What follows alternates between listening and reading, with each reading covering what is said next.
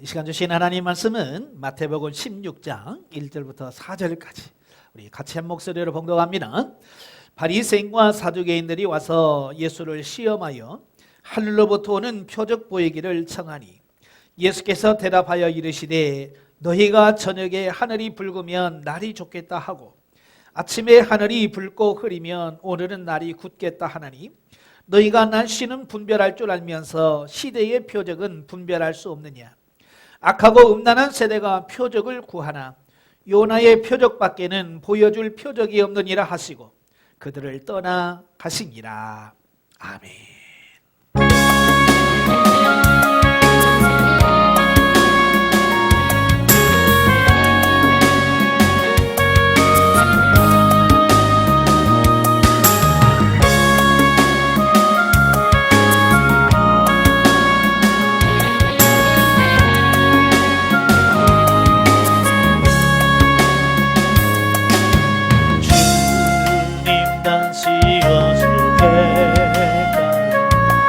나는 네 길을 가리라.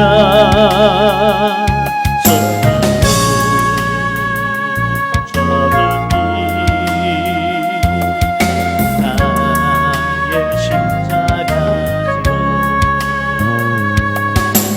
나의 가는 길을 끝에서 나는 주님을 버리라.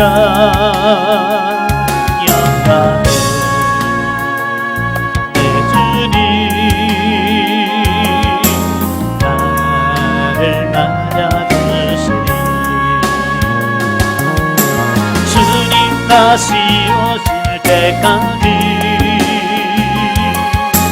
나는 일어나 달려가리라. 그의 영광 온난 덮을게. 나는 일어나 노래하리. 내 사모하는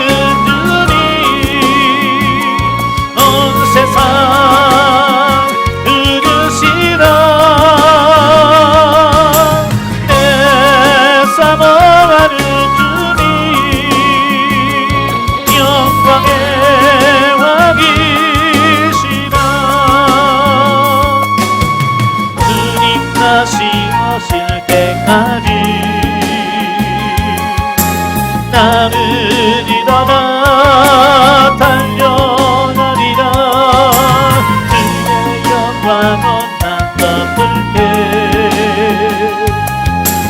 나는 일어나 노래하리. 내 사모하는 주님 온 세상 흐르시라. 내 사모하는 주님 영광의 왕이시라.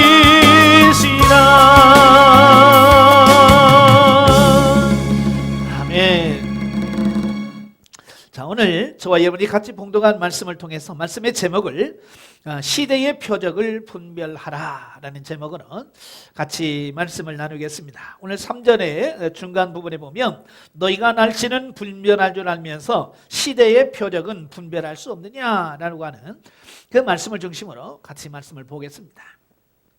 오늘 본문에 보면 이 표적이라고 하는 말이 나와요. 이 표적이라고 하는 말은 히브리어로는 오트라고 하고요. 헬라어로는 세메이온이란 말이에요. 이 말은 흔히들 쓰는 말들이에요. 그래서 일반적으로 세상에서 표적이라고 하는 말을 쓸 때는 보통 어떤 사람이나 사물을 다른 것과 구별하고 알게 해주는 것이다. 그래서 예전부터 내 것을 구분하기 위해서 내 것에 뭘 해요? 표시를 하지요. 아마 여러분도 학교에서 다니면 교과서를 나눠주잖아요. 교과서를 나눠주면 제일 먼저 하는 게 뭐예요? 거기다 이름을 쓰시오. 왜 이름을 씁니까? 이거 내 거다. 내 거라고 하는 표시죠. 예전에 보면 노예를 사도 노예가 내 거라고 하는 것을 표시하기 위해서 노예 이마나 어떤 팔이라든지 이런 데다가 인을 새기죠. 또 동물도 마찬가지예요. 저 서부 영화 같은 걸 보면 넓은 평야에 뭐 말이라든지 소가 엄청나게 많잖아요.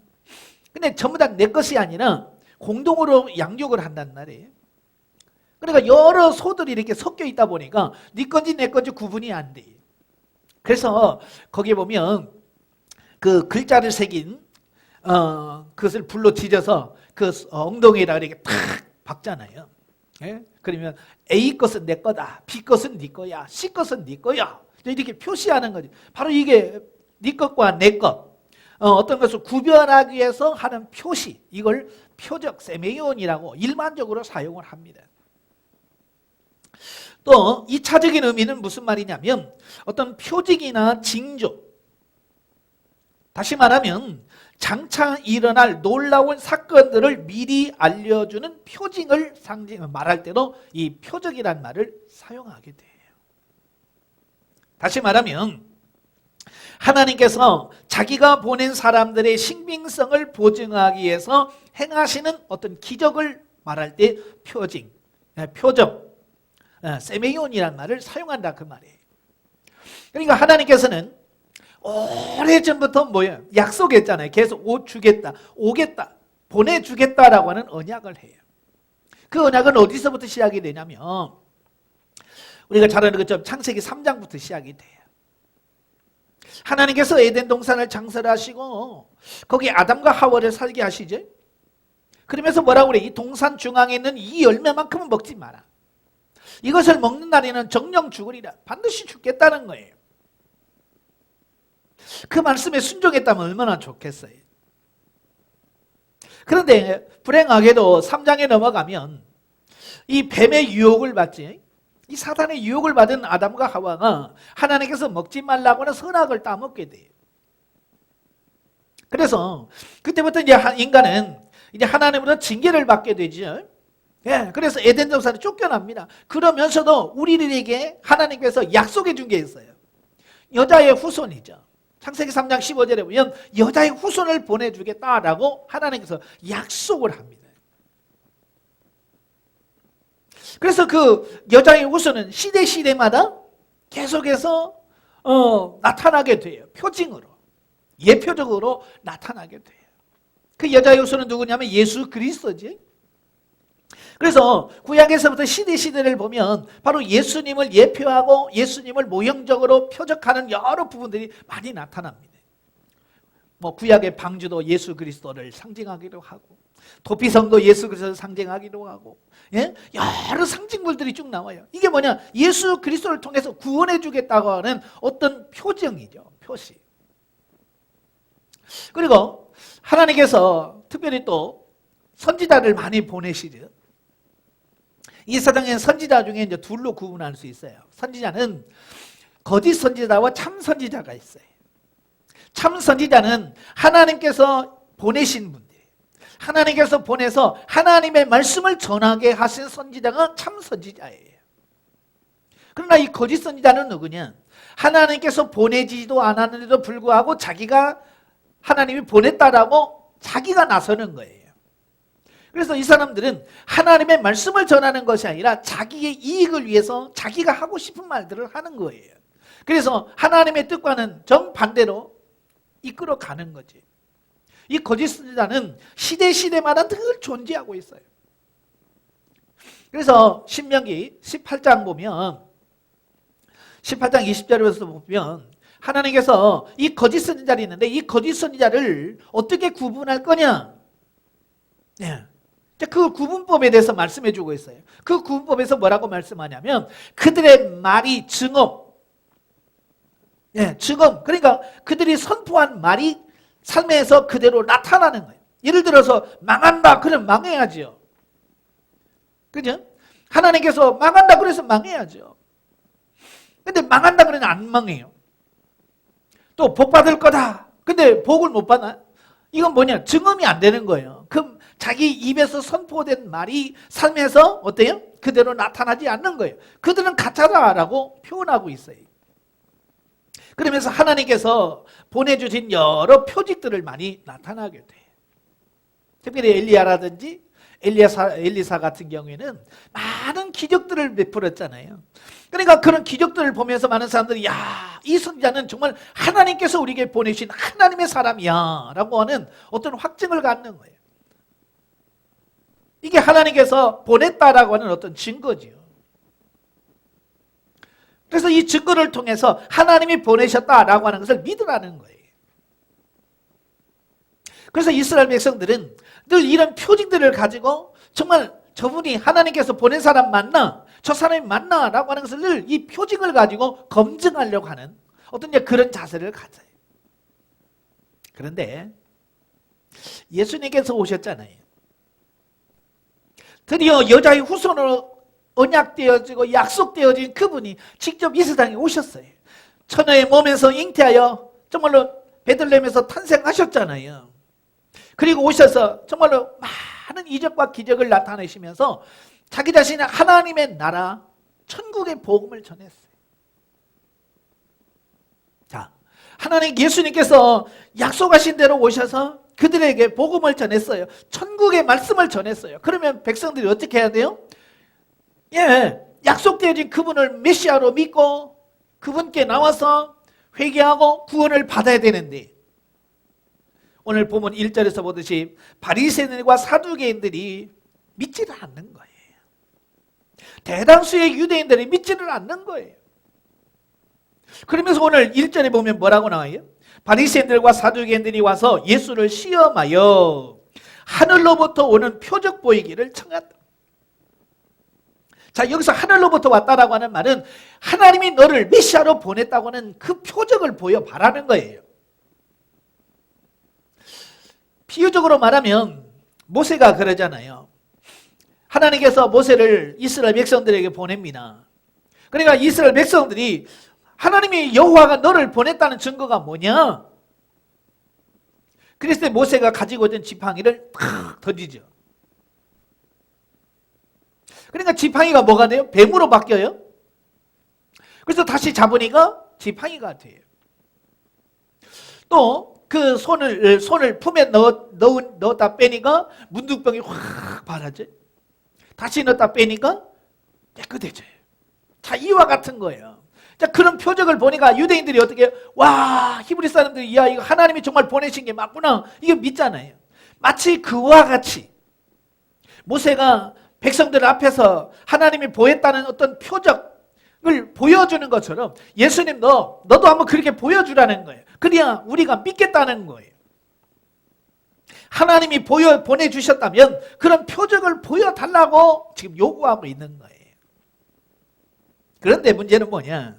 그들이 정말로 예수님을 믿기 위해서 표적을 보여달라고 하는 거냐? 아니면 예수님을 시험하려고 하는 거냐? 만약에 그들이 정말 예수님을 믿고 싶어서 믿고 싶은데 믿어지지 않아서 정말 그 표징을 한번 보여주세요 라고 했다면 예수님은 기꺼이 표적을 보여주셨을 거예요.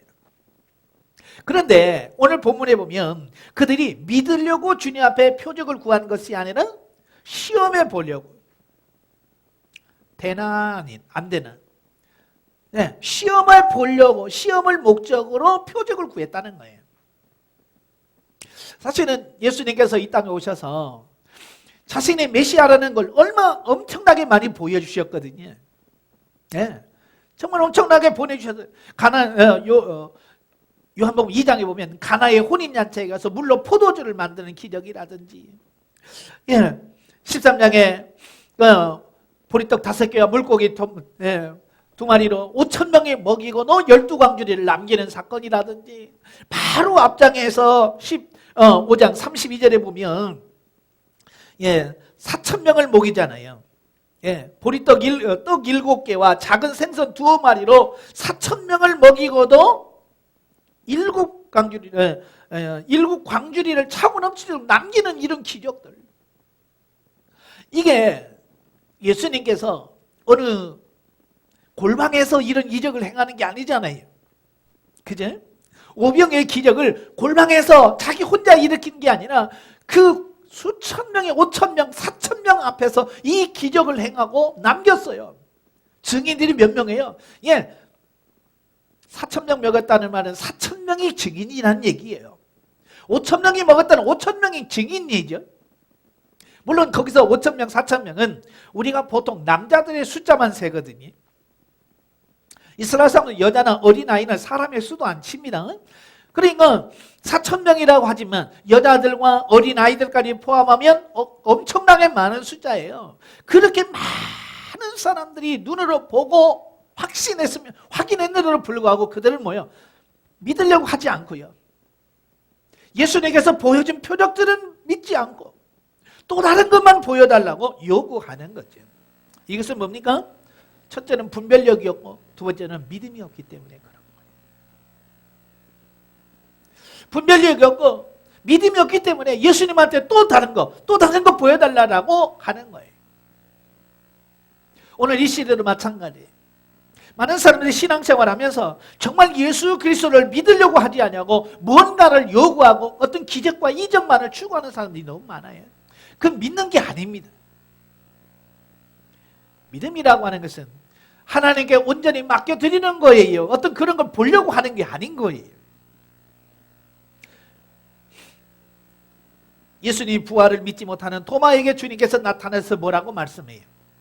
도마야, 네 말대로 내 이 못자국에 손을 넣어봐라. 내 창자국에 손을 넣어봐라. 그리고 믿지 못하는 자가 되지 말고 믿는 자가 되라. 너는 왜 꼭 보고 믿으려고 하느냐?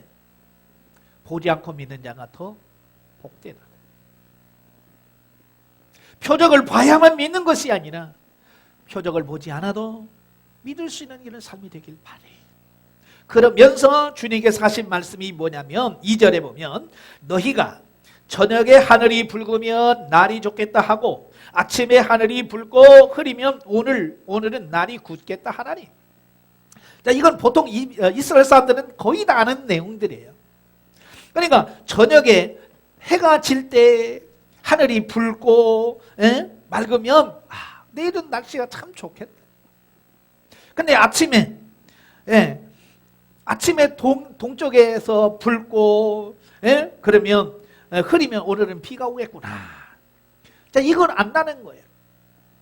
저도 어렸을 때 보면 예전에야 뭐 무슨 이런 기상처가 제대로 뭐가 있겠어요. 물론 옛날에도 기상 예보했어요. 그러나 뭐 TV도 없고 그런 시대에 저도 어려서 시골에서 자랐을 때 저희 어머님이 이렇게 보면 그래요.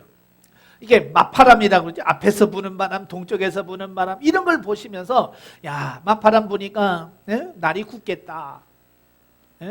그렇게 하시면서 이 바람의 방향 이런 것을 가지고 비가 오겠다 안 오겠다 이걸 예측하더라고요. 왜?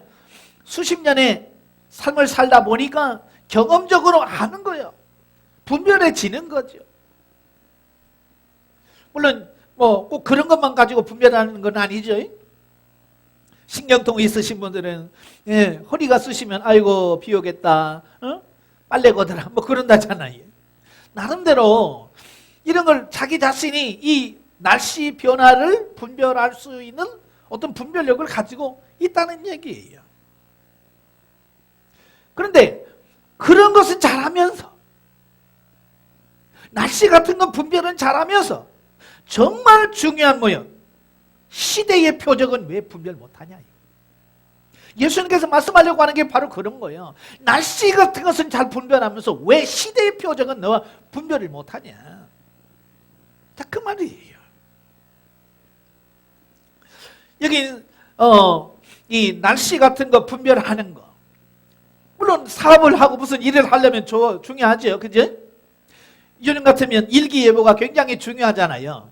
그래서 어떤 행사를 할 때라도 항상 그 일기예보를 보면서 그날 피해야 되겠네. 그날 하면 좋겠네. 자, 하잖아요. 우리 같은 경우도 어때요? 어떤 행사를 하기 전에 항상 일주일 이상의 그 일기예보를 쭉 보잖아요. 그래서 뭐 목요일날 비 오네, 금요일날 비 오네, 뭐 이렇게 미리 뭐 일주일 전에 알고 대비를 해가잖아요. 굉장히 아는 거 중요해요.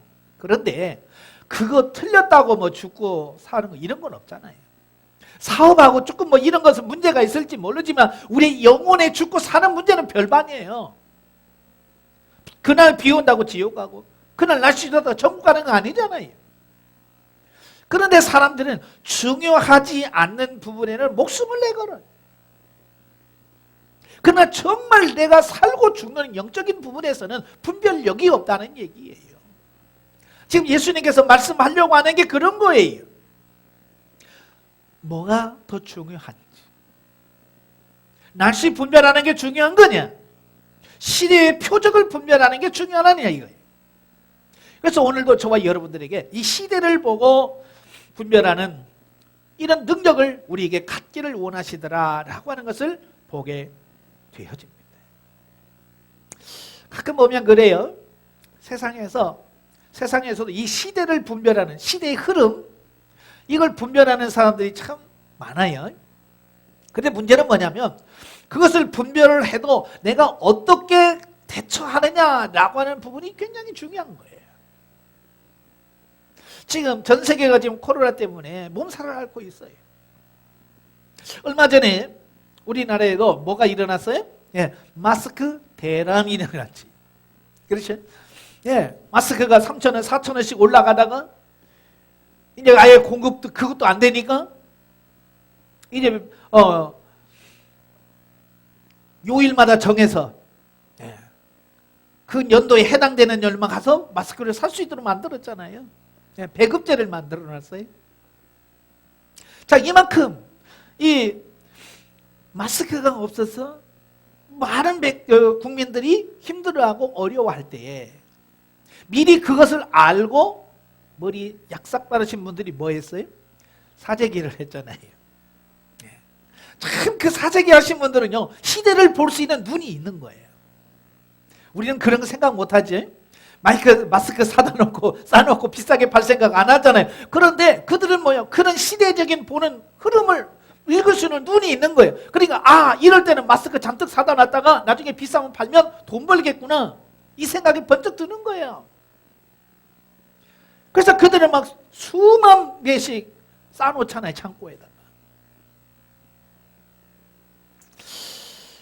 자, 이런 걸 보면서 제가 무슨 생각을 하냐면, 참 그들은 시대를 보는 이 눈은 정말 밝은데 그것을 적용할 때 있잖아요.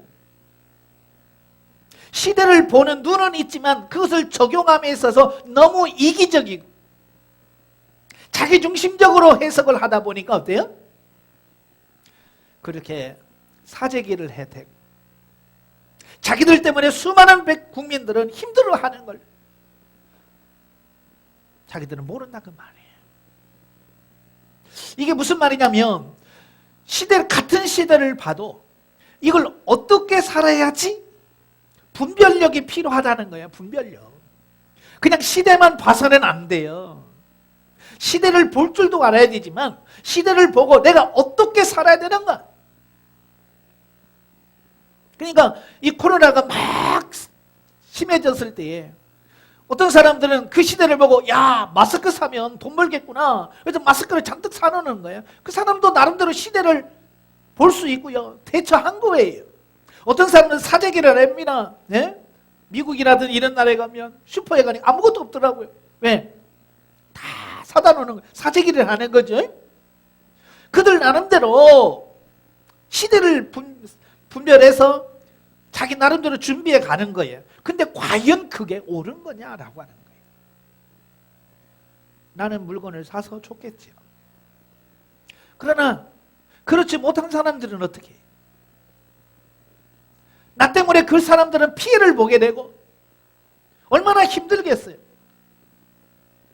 정말로 이런 시대를 보면서 과연 우리가 할 수 있는 건 뭐냐? 네. 이 시대를 보면서 처음에는 정부가 하는 것에 대해서 굉장히 불만이 많았잖아요. 예. 왜냐하면 환자들은 막 계속 하루에 막 몇백 명씩 늘어나지. 네? 이동도 못하게 하지. 검진하지. 뭐 이러면서. 그래도 지혜롭게 한 게 뭐냐면 그 일이 터지기 전에 미리 국가에서 진단 키트를 개발하고 여러 가지 이런 부분들을 막 준비해 놨잖아요. 그러니까 어때요? 막상 그 문제가 터져도 여유롭게 이런 부분을 좀 힘들긴 했지만 그래도 헤쳐나갈 수 있는 거죠. 그러나 우리는 그렇게 막 힘든 싸움을 해갔을 때 저 바다 건너서는 남의 강 건너 불난 집에 불 구경하듯이 너희들 우리나라 오면 안 된다. 그래서 들어오지 못하도록 막고 자 그랬어요. 자기들은 아무 일도 없을 것처럼 아무 준비를 안 했어요. 결과 어떻게 됐어요? 지금 난리 났잖아요. 난리 났잖아요. 하루에서 몇만 명씩 지금 환자들이 늘어나고 하루에 1,000명 이상씩 죽어가는 그 모습을 보면서 정말 깨달아지는 게 많더라고요.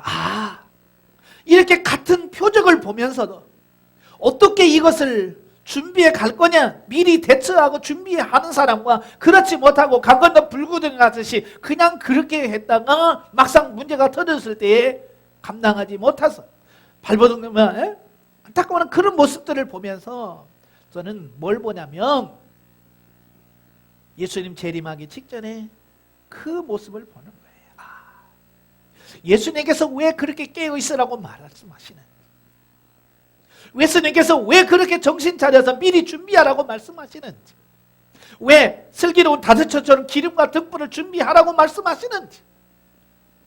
왜냐하면 그때 가서는 안 되거든요. 막상 사실 우리도 해봐서 알잖아요. 평소에 약국이라든가 마스크 쌓여 있잖아요. 근데 누가 마스크 살 생각 했어요? 안 했잖아요. 그러나 다급해서 마스크 사려고 하면 병원 그 약국 앞에 20m, 30m, 50m 줄을 쫙 서 그 마스크 2장 사려고 그렇게 그나마도 못 사는 사람도 있다고 말이에요. 자, 그걸 보면서 뭘 보냐면 미리 준비한 사람은 여유로운데 준비하지 못한 사람은 그때 가서 줄을 섰는데 2시간, 3시간씩 줄을 서야 겨우 마스크를 사고 심지어는 그렇게 했음에도 불구하고 떨어져서 못 사는 경우도 있더라고 말이에요. 나중에 주님이 오셨을 때 등불은 있지만 기름 없는 사람들이 마치 그와 같겠구나. 정말 예수에 준비된 사람은 예수를 맞아서 그 잔치자리에 들어가서 주님과 기쁨을 누릴 때에 그때서야 기름 산다고 여기저기 다니는 그런 모습을 보면서 우리도 그럴 수 있겠구나. 자, 이걸 지금 시대의 흐름을 보면서 그것을 보는 거예요. 그래서 예수님께서 미리미리 준비하라고 말씀하셨구나. 미리미리 준비하라고 말씀하셨구나. 깨어있기를 바랍니다. 그러니까 지금 이 지구상이 이렇게 돌아가는 이런 모습들을 바라보면서 우리가 정신을 바짝 차리고 지금 하나님께서 우리에게 뭘 말씀하시려고 하는지, 이런 것들을 통해서 우리에게 지금 뭘 가르치려고 하고 뭘 교훈하려고 하는지 이걸 깨달아 아는 것이 표적을 분별하는 거예요. 근데 같은 시대를 보면서도 이걸 분별하지 못하는 사람들이 있더라는 말이에요. 아까도 말한 것처럼 코로나가 성행하니까 마스크 사서 돈 벌려고 하는 사람이 있는 것처럼 이 시대가 어려운 상황, 많은 사람들이 얼마나 불안해합니까? 그죠? 얼마나 많은 사람들이 불안해하고 있어요. 근데 이 불안감을 이용해서 또 뭔가 자기의 이득을 취하려고 하는 사람이 꼭 생긴다는 말이에요. 교회 안에도 그런 사람들이 있고요. 특별히 이단이라든지 이런 사람들, 꼭 이런 불안감을 이용해서 확장하려고 하는 사람들이 있더라 그 말이에요. 요즘에 참 신천지 얘기, 뉴스만 틀면 신천지 얘기가 나오잖아요. 참 그들이 그렇게 세를 확장할 수 있었던 비결이 뭐예요? 사람들의 심리를, 불안감의 심리를 이용하는 거예요. 사람들은 죽음에 대한 공포 있잖아요. 너 안 죽어. 육체 영생할 수 있어. 그 두려움과 공포를 이용하는 거예요. 안 죽는다. 그러면 14만 4천 안에 들어가야 된다. 그럼 너는 죽지 않고 영원히 살 수 있다. 그 불안감을 가지고 사람들의 마음을 공략하는 거예요. 오늘날도 마찬가지. 제가 유튜브를 보면서 그 신천지에서 5년 동안 하면서 무슨 지부장까지 했던 사람인데요. 그 청년이 나와서 간증하는 모습을 보면서 왜 들어갔냐, 왜 그렇게 했느냐라고 말하니까 뭐라고 그래? 예, 죽지 않고 영원히 살려고 하면 모든 것을 포기하고 그 안에 들어와야 된다는 거예요. 예, 그래서 대학교 다니다가 휴학을 했어요. 왜 휴학했냐? 그러니까 뭐라고 그래요? 지금 시대가 어느 시대인데 지금 한가롭게 공부하면서 이걸 어떻게 할 수 있느냐는 거예요. 지금은 지금 공부할 때냐는 거죠. 지금은 모든 것을 다해서 지금 이 전도하고 이 신천지를 하는데 올인해야 된다. 그래서 학교도 휴학하고 올인해서 5년 동안을 거기서 몸담고 있었다가 그게 아니라는 것을 발견하고 신천지에서 나오게 돼. 그때까지 5년이란 시간. 여러분 20대에서 5년은요 어마어마한 시간이에요. 내 인생을 준비하는 데서 굉장히 중요한 시간이에요. 그런데 그들의 속임수에 속아서 5년 동안 자기 청춘을 거기서 허비한 게 되잖아요. 그래서 뭐 청춘 반환 소송인가요? 그걸 한다고 하더라고요. 물론 한다고 해서 뭐 거기서 그 5년 동안 보상, 그 받는 보상을 어떻게 받겠어요? 물론 승소는 할 수 있어요. 네, 이미 승소했고요. 그렇지만 그것은 상징적인 것이지. 정말 내 인생에서 내가 그곳에 들어가서 그렇게 허비한 것을 완전히 보상을 받을 수 없잖아요. 자, 그들이 그렇게 그 불안감을 가지고 이용한다 그 말입니다. 오늘 이 시대도 마찬가지에 불안감을 이용해서 은사적인 몸으로 예언해 주면서 영적으로 세워지는 것이 아니라 자기 편 만들고 새를 눌리는 쪽으로 가는 경우가 많습니다. 며칠 전에 상담하는데 어느 분이 저한테 그래요. 이 베리칩에 대한 부분을 가지고 말씀을 하시더라고요. 지금 베리칩을 받으면 안 된다, 바코드 받으면 안 된다, 막 이런 말씀 하시면서 지금 시대가 바로 그런 시대다. 666 받으면 안 된다. 이런 말들을 많이 하잖아요. 예, 길거리 가다 보면 베리칩 하고 이렇게 해놓고 하시는 분들이 있어요. 물론 그분들이 나름대로 사명감 가지고 하겠죠. 그러나 정확한 시대를 분별할 수 있는 눈을 가지고 봐야 돼요. 나타나는 현상만 가지고 보면 안 된다는 얘기예요. 정말로 베리칩이 666일까? 한 1년 전에도 2년 전이죠. 2년 전에도 어떤 분이 훈련 받으시는 분이 저한테 목사님 베리칩을 어떻게 생각하세요? 666으로 믿어요? 제가 그때도 그랬어요. 666이 아닙니다. 그랬더니 그분이 뭐라고 말씀하냐면 야, 이거 베리칩을 666으로 믿지 않는 목사님한테 내가 교육을 받을 수 없습니다. 그래서 안 받더라고요. 그래서 제가 분명히 그분에게도 말했어요. 분별하시라고. 성경을 정확하게 이해를 하고 보라. 나타나는 현상만 보지 말고 우리는 텍스트가 뭐예요? 성경이잖아요. 성경에서 말씀하고자 하는 게 뭐냐? 성경을 바르게 알고 그 성경을 기본으로 해서 나타나는 현상을 봐야지. 현상을 보고 성경을 거기다가 현상이라 꿰 맞추면 안 된다. 예, 666이 언제 나오는 거예요? 예, 말세에 후 3년 반. 요한계시록 13장에 보면 나오잖아요. 1절부터 보면 바다에서 나오는 짐승이 있어요. 이건 적그리스도예요. 적그리스도가 있고 나중에 그 땅에서 나오는 짐승이 있죠. 예, 바다에서 나온 짐승은 적그리스도고 이 땅에서 나온 짐승은 이 적그리스도를 전하고 많은 사람들을 미혹하는 거짓 선지자들을 가리키는 거예요. 그래서 이 후 3년 반이 되어지면 이 거짓 선지자들이 이 두 번째 나온 짐승이 이 첫 번째 나온 짐승을 우상화하면서 그에게 절하게 하고 예배도 못 드리게 합니다. 그러면서 짐승의 표를 주는 거예요. 그게 666이에요. 다시 말하면 666표는 누가 주느냐? 땅에서 나온 두 번째 짐승이 주는 거예요. 의사가 주는 게 아니에요.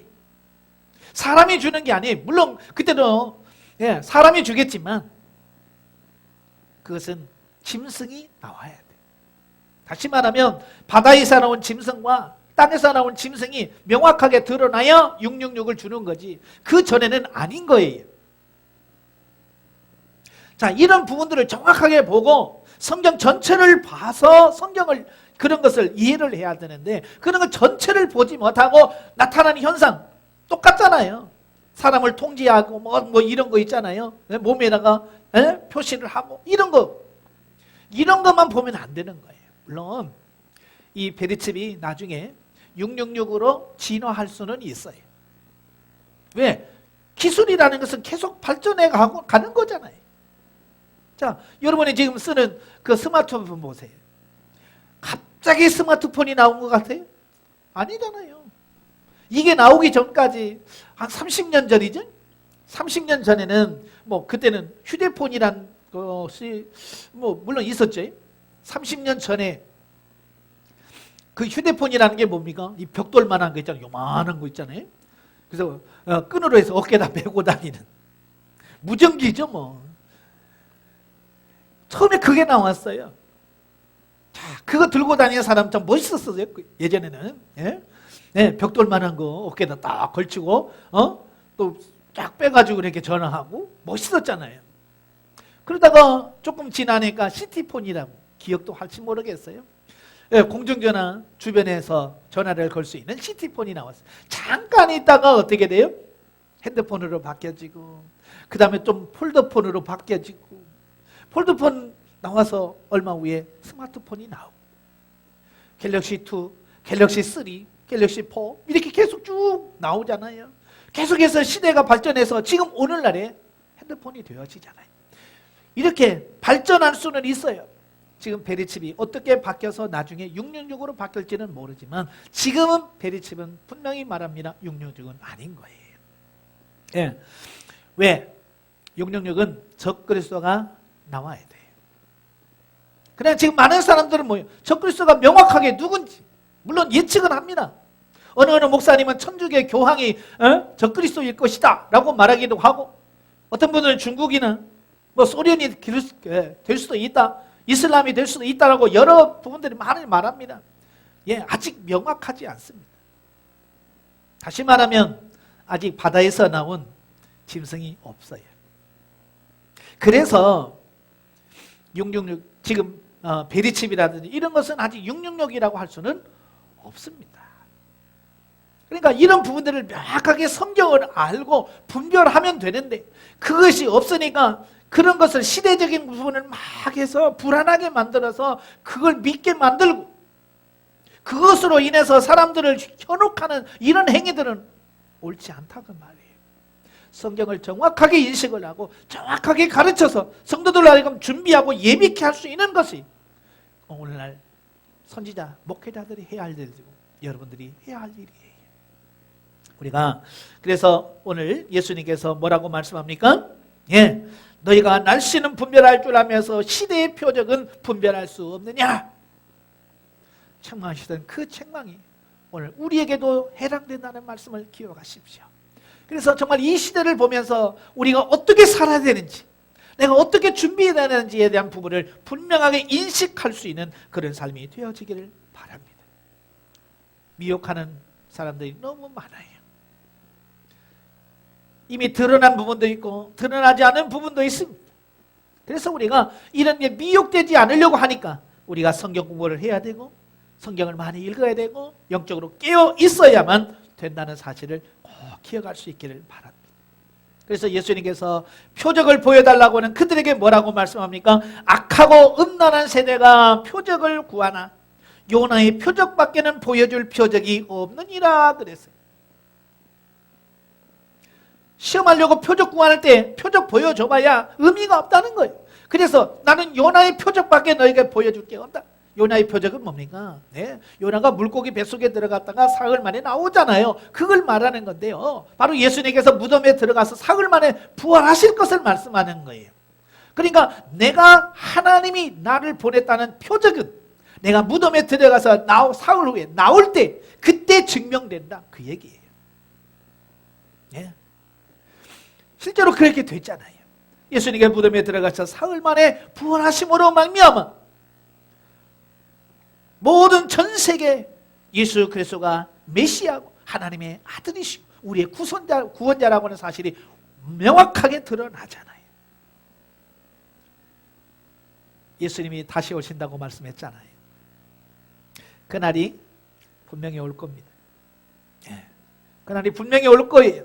그러니까 이 시대를 보면서 과연 그날이 언제인가 우리가 깨어서 준비할 수 있는 그런 눈이 열려지는 여러분 되시기를 주님으로 축원합니다. 기도하겠습니다. 은혜로우신 아버지, 많은 사람들이 이 세상에 살면서 현상세계에 대한 시대는 잘 분별합니다. 그러나 정말 이 시대를 바라보면서 영적으로 우리가 어떻게 해야 되는지, 영적으로 어떤 상태로 깨어 있어야 되는지 하는 부분은 우리가 깨달지 못합니다. 오늘 날씨는 분별할 줄 알면서도 시대의 표적은 분별하지 못한다라고 책망하신 그 주님의 책망이 오늘 이 자리에 이 말씀을 듣는 우리에게 해당되는 말씀인 줄로 압니다. 정말 이 시대를 바라보면서 이 시대가 어느 시대인지 분별케 하시고 영적으로 깨어서 정말 주님 오실 날을 준비해 갈 수 있는 우리 모두가 될 수 있도록 도와주시옵소서.